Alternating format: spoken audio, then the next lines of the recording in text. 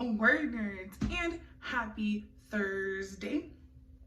Today I wanted to come and give you guys 10 tips for Nano. Now I will say this video is definitely aimed at Nano beginners, people who've never done it before or maybe have once in the past and are still getting used to November as a writer.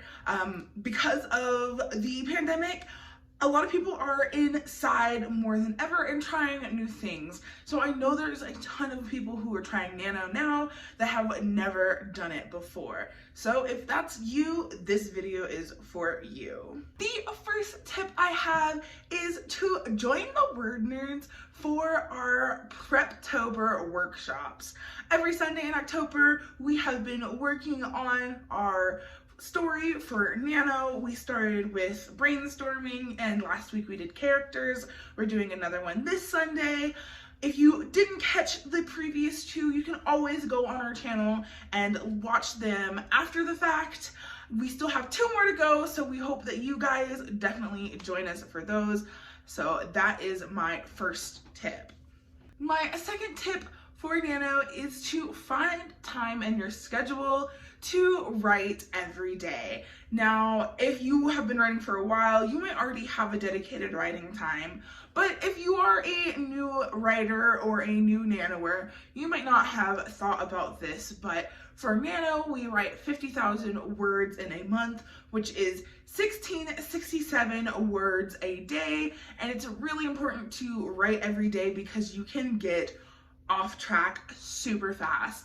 That is how I almost always lose Nano, is I will miss a day and then or miss 2 days, and it's just so hard to catch up once you're like 4,000 words behind, and it only takes like 2.5 days to get that far behind. So definitely find time in your schedule to write every day. My third tip for Nano is to tell the people in your lives and around you that you are participating in Nano. Explain to them what it is, what your goals are, and what you're trying to do. I have been telling my fiance about Nano for months. He's been with me from Camp Nano. So he knows the drill. But if you're living with roommates or friends, definitely let them know, hey, I'm going to be doing this month, so I might not have as much time to hang out or do things with you because of writing. And you know, if they're really your friends or important to you, they will definitely understand and do everything they can to help you reach your goals instead of hinder you. My fourth tip is to go to write-ins. Now, I definitely mean virtual write-ins. Every year in Nano, there's always virtual write-ins, but typically there are live write-ins too. But because of the current pandemic, there will be no Nano-sponsored write-ins in person, which means there'll be a ton more of virtual write-ins. The WordNerds will be doing write-ins every Sunday and also through the week. In November, we also have a 4-hour write-in that we'll be doing in November. So you can definitely join us. You can go to the Nano YouTube page. They're always doing write-ins, and look at other author tubers that you like, and I'm sure they'll be hosting live write-ins as well. My fifth tip is probably something that you might not have thought of, and that is to get some quick meals. So in my household, I'm the one that does primarily all of the cooking, and in Nano, I might not have time to cook every single night like I would like to, so we will be getting some pre-made Caesar salads are my personal favorite. It's something I can grab and I can eat it while I'm writing. Other frozen meals, soups are really good. You can just throw it in a bowl, heat it up real quick.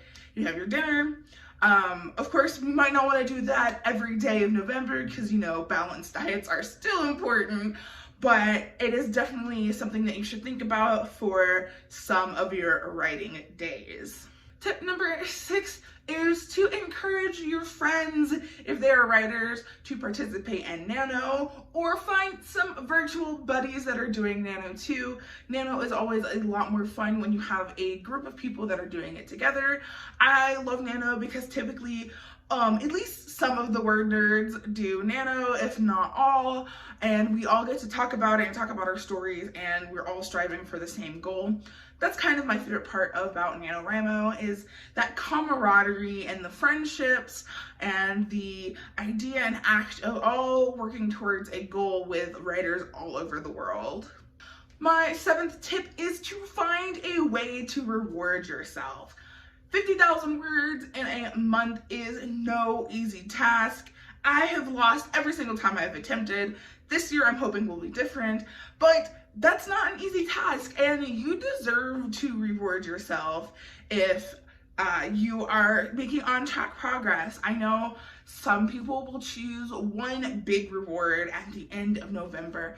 Maybe it's some new clothes, maybe it's going out to a nice place to eat or something, and that is their reward for finishing Nano. There's other people who do smaller rewards. A really popular one is candy. You know, you get a piece of candy every time you write X amount of words. I personally like stickers. I am a sticker motivated person.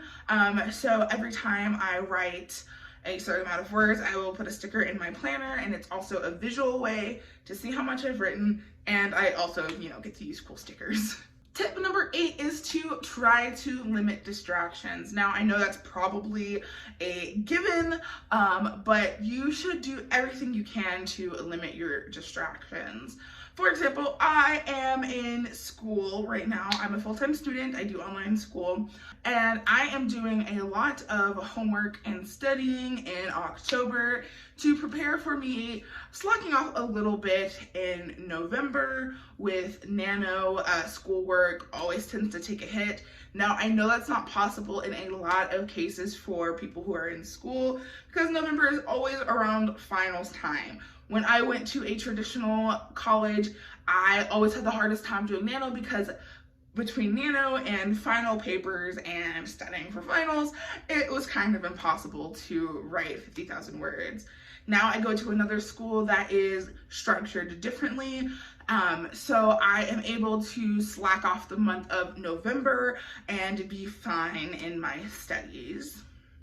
Tip number 9 is a little bit of a weirder tip, and that is to try out the Comic Sans writer hack. I have tried it before. I don't understand the science behind it, but it definitely works. If you're not familiar, if you write in Comic Sans, apparently you can write faster and have an easier time with flow as you're writing. I did not believe it at first. I thought it was complete baloney, but I actually gave it a shot last year when I first heard about it, and it works. Now, I don't use this hack all the time, because I forget a lot of the time to switch between the two fonts, and also it's not something that's 100% necessary all the time. But during Nano, when the goal is to write more words, you might want to use all the tools in your writer tool belt to help you along. And tip number 10 is to stock up on coffee and teas and drinks of the sort. I always like to have something to sip on during Nano while I'm working. It'll usually be water or Diet Coke, but for some reason Nano makes me feel very tea and coffee drawn. I know a lot of times people are staying up later for Nano.